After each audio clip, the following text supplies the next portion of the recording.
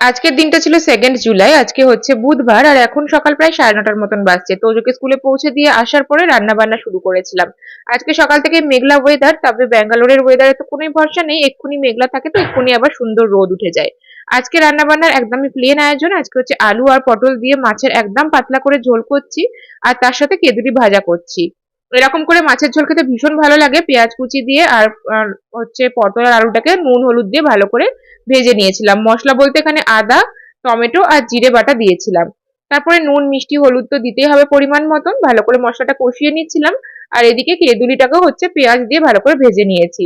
আর এদিকে দেখো একদমই হচ্ছে পাতলা করে মাছের ঝোল রেডি, ওপর থেকে ধনেপাতা আর কাঁচা লঙ্কা দিয়ে দিয়েছি।